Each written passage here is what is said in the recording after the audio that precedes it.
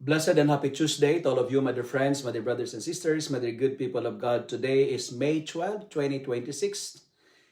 In the Gospel of John, chapter 16, verses 5 to 11, which is our gospel for today, Jesus speaks words that are difficult for the hearts of his disciples to accept. He is going away. Yet, behind his farewell is not abandonment, but a deeper promise of love and presence through the Holy Spirit.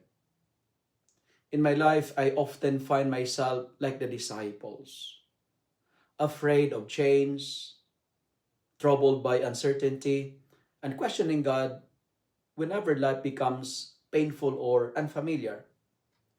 There are moments when I feel alone, especially when prayer seems unanswered, when people leave, or when the future becomes unclear. But Jesus reminds me that his departure was necessary so that the advocate, the Holy Spirit, could come and dwell within me. Sometimes God removes visible comforts so I may discover invisible grace. The Spirit gently convicts my heart whenever I fall into sin, whenever I become selfish or drift away from the truth, not to condemn me, but to lead me back to the mercy of God.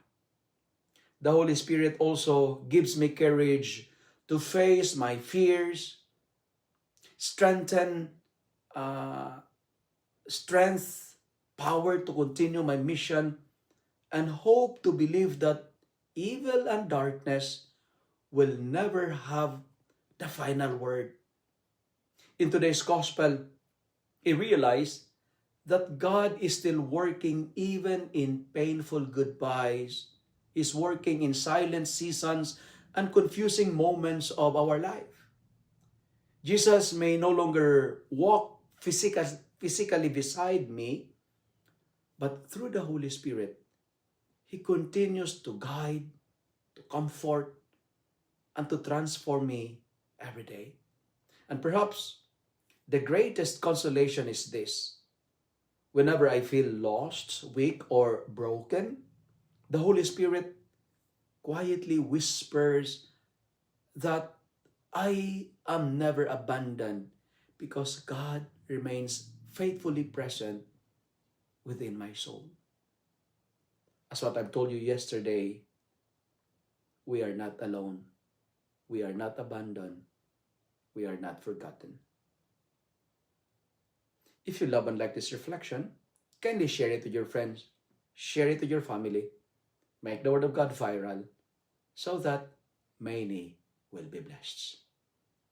Amen.